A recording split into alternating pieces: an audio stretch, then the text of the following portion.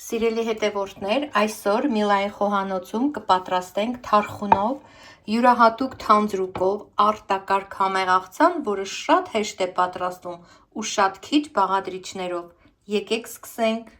Մեզ հարկավոր է թարխուն, կիտրուն, կարելի է փոխարինել լայմով, չերի լոլիկ, աղի պանիր, ինձ մոտ ոչխարի պանիր է։ Այս աղցանի ամենակարևորը թանձրուկն է, որը միասին կպատրաստենք։ Մեզ հարցածը ցույց կտամ ընթացքում։ Թարմ, հյութեղ թարխունի տերևները առանձնացնում ենք։ Աղցանամանի տակ տարածում ենք թարխունի հյութեղ տերևները։ Սա մեր կանաչու հիմքն է, որը յուրաքանչյուր աղցանի մեջ պիտի բավականին շատ լինի, գերակշռող, դոմինանտ բաղադրիչն է։ Այսպես։ Ցողունը մեզ հարկավոր չէ։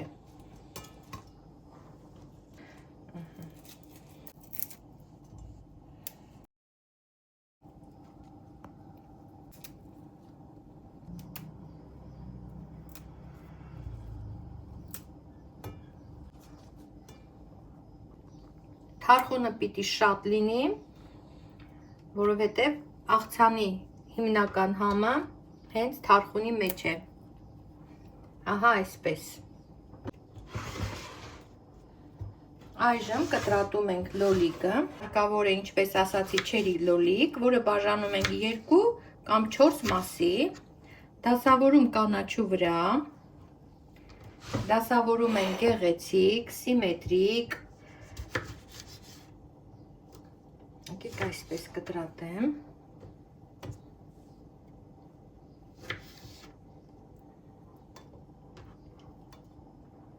Միայն եզրերով չէ, որ կտրատում եմ, կտրատումը կդնեմ նաև այսպես,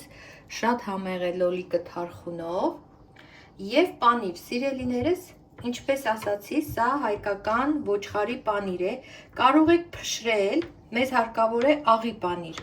կարող եք փշրել, կարող եք այսպես,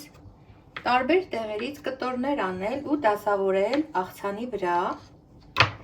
կարևորը պանիրը աղի լինի։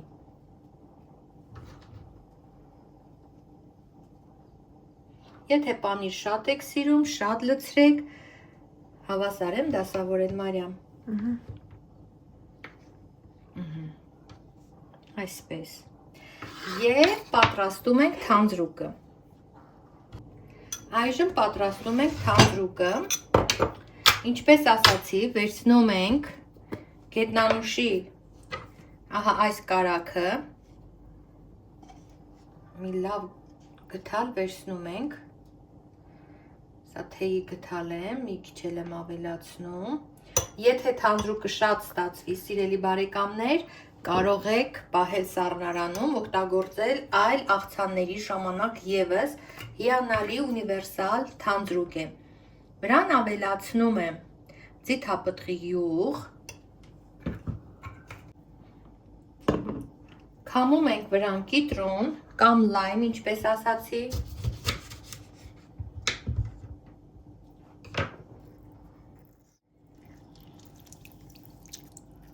կորիզները հանում ենք, հենց ընկնում է մեջը,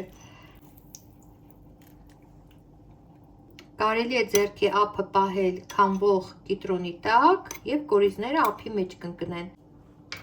Մի քիչ սոյայի թանձրուկ, 1 ճաշի գթալի չափ, չիլի քաղցր թանձրուկ, 1 թեյի գթալի չափով, բոլոր բաղադրաչափերը սիրելիներ կգրեմ տեսանյութի տակ, այս թանձրուկը ինչպես ասացի ունիվերսալ է, անպայման պատրաստեք, պահեք սառնարանում փակ հերմետիկ տարայով, օգտագործեք այլ աղցանների դեպքում ևս, աղ, բայց քիչ ենք աղանում, քանի որ սոյայի թանձրուկն արդեն իսկ աղի էր, մի քիչ սև պղպեղ և մի քիչ մեղր կարելի ավելացնել, կարող եք մեղր ավելացնել, կարող եք թխկու օշարակ ավելացնել կամ էլ հայկական դոշապ սիրելիներ։ Այսպես, սա էլ ենք ավելացնում, նույնիսկ շաքարավազ կարող եք ավելացնել, բայց մենք այս դեպքում ընտրում ենք առողջ տարբերակը։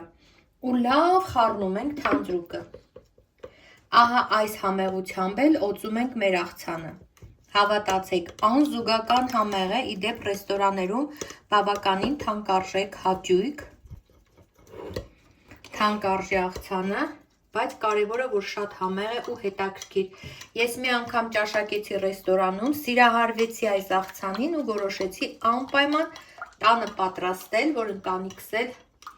ընտանիքս էլ հավանեց,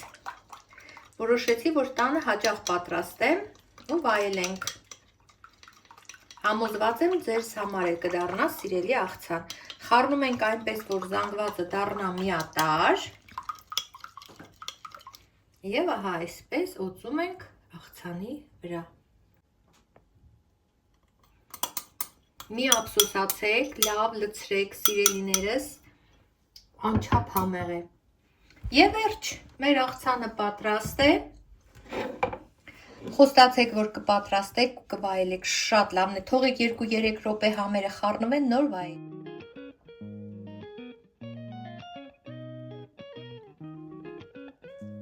Փորձելու ժամանակն է։ Աշխատում ենք ամեն ինչից վերցնել պատառաքաղի վրա, այդ թվում եւ սոուսից։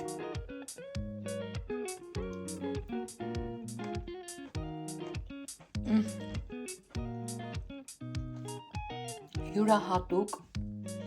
չկրկնված եւ անչափ համեղ։ Ամենահասարակ բաղադրիչներից ուղղակի շեդևր։